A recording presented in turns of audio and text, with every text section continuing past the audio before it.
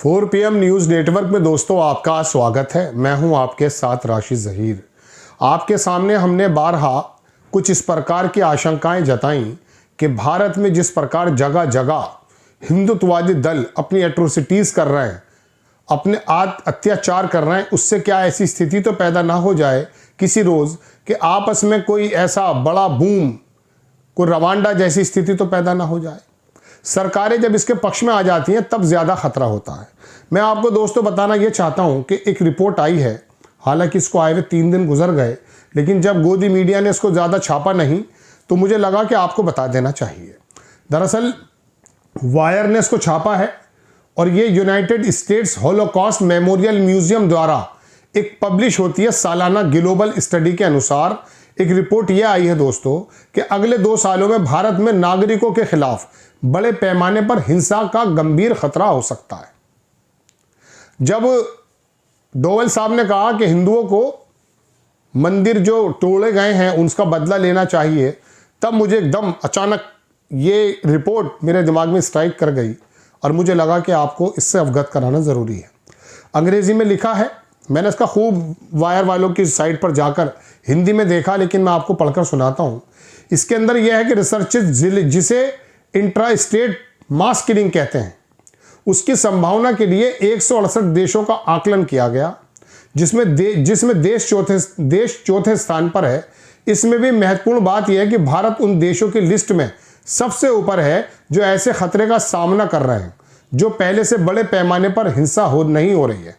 जहां हिंसा नहीं हो रही है वहां सबसे ज़्यादा खतरा अगर कहीं है तो भारत में है। म्यूजियम के अर्ली वार्निंग प्रोजेक्ट की दिसंबर 2025 की रिपोर्ट का अनुमान है कि 2026 के अंत से पहले भारत के नागरिकों के खिलाफ जानबूझकर बड़े पैमाने पर हिंसा होने की 7.5 यानी कि 7.5% संभावना है।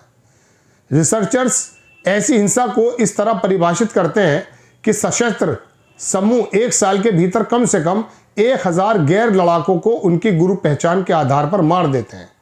यानी कि ऐसे जो हथियारबंद समूह हैं वो 1000 गैर लड़ाकों को उनकी ग्रुप पहचान के आधार पर मार देते हैं, जिसमें जातीयता, धर्म, राजनीति या भूगोल शामिल हो, जगह हो, नस्ल हो, जात हो, धर्म देख करके, जात देख करके, समाज देख करके कत्ल कर देते हैं। 3 देशों ने भारत से ज़्यादा स्कोर किया।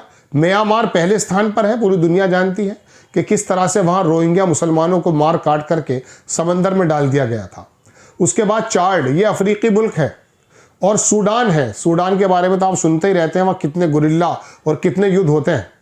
हालांकि म्यांमार और सूडान सहित कई उच्च रैंक वाले देश पहले से ही चल रही बड़े पैमाने पर हत्याओं से निपट रहे हैं, जिसमें भारत की स्थिति एक संभावित नए फ्लैश पॉइंट के रूप में विशेष रूप से ध्यान देने योग्य हो जाती है। अगर भारत को इन देशों की कैटेगरी में किसी भी जगह रखा जाता है तो वाकई ये चिंता का विषय है। सोचने की बात है कि आखिरकार ऐसा क्यों होने वाला है। म्यूजियम और डार्टमाउथ कॉलेज के रिसर्चर्स ने पैटर्न की पहचान के लिए दशकों के ऐतिहासिक डेटा का विश्लेषण किया। वो देखते हैं कि बड़े पैमाने पर हिंसा भड़कने से पहले, ये मैं आपको अंग्रेजी में लिखा हुआ दिखा रहा हूँ, इसका मैंने अनुवाद किया है पूरा ताकि मैं आपको बता पाऊँ। हिंसा भड़कने से पहले सालों में देश में कौन सी विशेषताएं समान थी, फिर आज ऐसे ही चेतावनी संकेतों की तलाश करते हैं।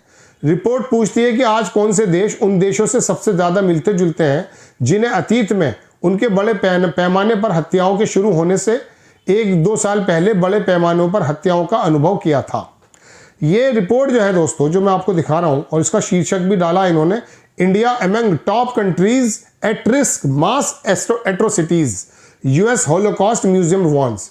अब अगर इस तरह की रिपोर्ट्स इस तरह की वार्न करती हैं तो सोचने का विषय हो जाता है कि ऐसे कौन से समूह हैं, ऐसे कौन से दल हैं जो हथियारों का खुला प्रदर्शन करते हैं, तलवार बांटने का काम करते हैं, हत्याओं का आह्वान करते हैं, गाय के नाम पर, धर्म के नाम पर, जात के नाम पर, जाति के नाम पर, समाज के नाम पर, जगहों के नाम पर। अगर ये कुकी मैती एक दूसरे का कत्ल करने लगेंगे तो बताइए देश किस तरफ जाएगा। फिर ये रिपोर्ट क्या आपके सामने आकर जो खड़ी हो गई है, हर साल निकलती है और हमें सूडान और चाड और म्यांमार के बाद में खड़ा कर दिया गया है। हम तो सोच ये रहे थे कि मोदी जी ने ऐसा सपना दिखाया 2014 में कि हमारी जो अच्छी अच्छी रैंकिंग्स हैं वो सुधरेंगी, लेकिन आप जितने भी बाहर के आने वाले इंडेक्सेस हैं उनको यदि आप देखेंगे गौर से तो पता चलेगा कि पत्रकारों पर बढ़ती हुई हिंसाएं देश में बढ़ रही हैं। पत्रकारिता पर, धर्म के नाम पर जो आज़ादी का एक संविधान इजाज़त देता है वो कितनी संकुचित होती जा रही है वो भारत में है।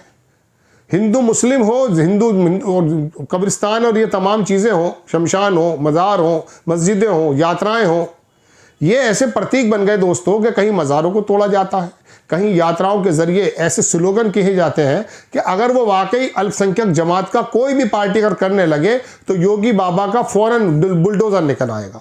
लेकिन यहाँ दलित को मार दिया जाता है, मुसलमान को मार दिया जाता है, परसिक्यूशन कर दिया जाता है, दिन दहाड़े मैं कह सकता हूँ मास किलिंग की जा सकती है, होती भी है, बेकसूर लोगों को मारा भी जाता है, लेकिन कोई फ़र्क है? अब ये रिपोर्ट्स ये बता रही हैं कि भारत में ज़्यादा संभावनाएं हैं ऐसा हॉलोकॉस्ट होने की। मुझे तो जब हॉलोकॉस्ट नाम आता तो सीधा मुझे जर्मनी का वो नाजी का और वो यहूदियों का जो युद्ध है जिसके अंदर यहूदियों को बेपनाह उनके खिलाफ नफरत भड़का करके लाखों 60 लाख यहूदी बताए जाते हैं, कहीं तो कहीं 6 लाख बताए जाते हैं, एग्जैक्टली नहीं, वो चैम्बर याद आ जाते हैं। लेकिन बात यह है दोस्तों कि हिटलर ने जिस प्रकार से परसिक्यूशन किया इस कौम का, उसने दुनिया में कितनी ज़्यादा आकर के यहूदियों ने देखिए क्या क्या फैला रखा है। लेकिन हम अपने भारत की बात कर रहे हैं कि भारत में अगर हिंदुत्ववादी दल बीजेपी के आने के बाद इतने निरंकुश हो गए हैं और वो ये बताने लगे हैं कि देखिए हम किसी प्रकार से जो है इस तरह से हमले कर सकते हैं और तलवारें बांट कर, वो गाजियाबाद का बैठा हुआ मैला सा आदमी वो रात दिन आह्वान करता है। तो ये देश का माहौल चल रहा है, इसमें अल्पसंख्यक समुदाय का कोई एक व्यक्ति 2 लाइन कह दे, पूरा का पूरा मीडिया बागड़ बिल्लों की तरह कूद जाता है और उसको नंगा कर देता है। लेकिन यहाँ भारतीय जनता पार्टी के नेता भी, आरएसएस के नेता भी और इनसे जुड़े हुए अनेकों हजारों सैकड़ों संगठन रात दिन नरसंहार का आह्वान करते हैं, कोई फर्क नहीं पड़ता। ये रिपोर्ट दरअसल ऐसा नहीं है ये किसी जगह से किसी पार्टी के दफ्तर से आ गई हो, ये खुले जहन के लोगों ने जो दुनिया का विश्लेषण करते हैं उन्होंने बैठकर बताया कि भारत में बहुत ज़्यादा खतरा है। 7.5 अगर ये खतरा है तो क्यों है? आप तो बड़ी सुरक्षा की बात करते थे, सीमाओं की सुरक्षा की बात तो छोड़ दीजिए, इंटरनल जो हिफाजती इंतजामात हैं वो भी बहुत कम है। और ये बढ़ा कौन रहा है ये पूरी दुनिया जानती है। रात दिन बड़ी बड़ी मैगजीन के जो मैं कहता हूँ फ्रंट पेजेस हैं उस पर ये भगवाधारी गुंडे जो तलवारें ले लेकर आते हैं, ये आते हैं, हम देखते हैं। लेकिन सरकार इनको बजाय कुछ करने के शाबाशी देने का काम करती है, छोड़ देने का काम करती है, मालाएं पहनाने का काम करती है। फिर ये रिपोर्ट अगर आती है कि भारत में इस साल के यानी कि 2026 के अंत तक कोई बड़े लेवल पर नरसंहार मास मैं कह सकता हूँ परसिक्यूशन हो सकता है, तो ये बड़ा चिंता का विषय है। जय हिंद।